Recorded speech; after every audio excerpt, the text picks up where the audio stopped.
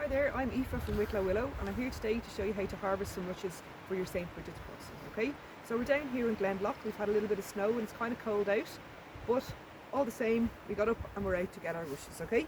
So, not far from us here is the upper lake in Glendalough and just down the way here is the lower lake, okay? And in between is a really kind of wet and marshy wetland area, okay? So there's loads and loads of rushes growing here, so that's why we came down, to get some nice rushes, okay? So here beside me are some rushes, okay? They're about waist high, okay? And they're nice and green. I'm going to give one a cut just to show you before we start to take them for our cross. And here's one here, okay? Kind of green, glossy kind of green colour, okay? Now, just to make sure you have the right kind of rushes, you want a soft rush.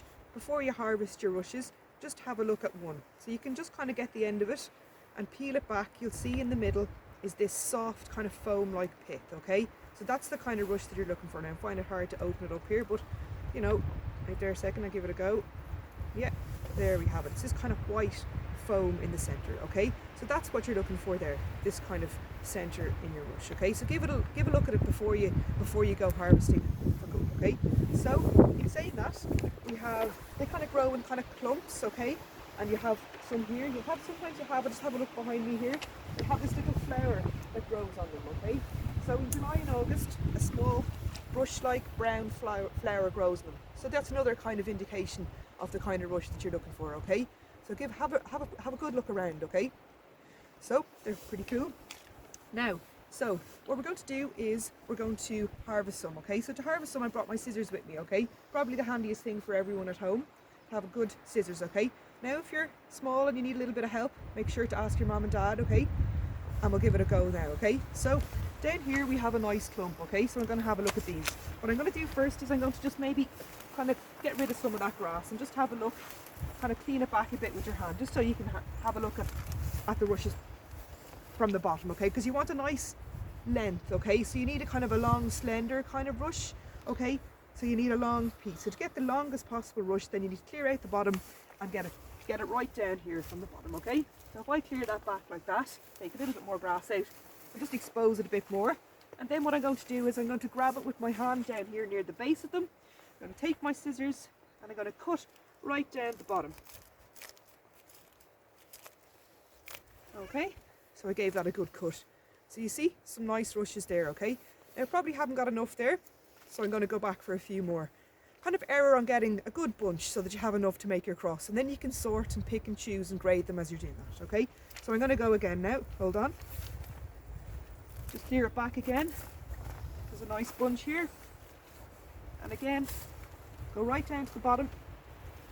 Get a bunch with your hand and give them a nice cut as low down as you can. Okay? So I've got a nice bunch there, okay? So I'd say I have maybe 20 or 30 there. Some of them are thick and some of them are thin. So do you know what? I'm going to go one more time, just so I have enough, okay? Now, clear back again. Can be a bit tough. Okay. Again, get the bunch. See the way I've got the brown bit down there, and give them a good cut. And cut them in little bits at a time if you need to. Okay. Now, okay. I think I should have enough there. Just going to clear out some of the grass. But we're good. Okay, and when you get home you can sort them properly for your cross anyway, okay?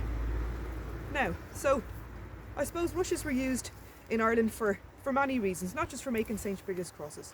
But today we'll just kind of go through that a little bit, okay? So rushes were used on St. Bridget's Day to make crosses and they were also cut and scattered across the floor, okay? So they were in people's homes and stuff like that. There'd be kind of earthen floors. And what they used to do is to keep the dirt down and to keep the place warm, they used to cut rushes, fresh rushes, and they'd, you know, just scatter them across the floor, keep all that kind of damp, keep all that heat in, keep the dust from rising too much in the house. That was one way they used to use rushes. Sometimes they used to mix flowers through them for that reason.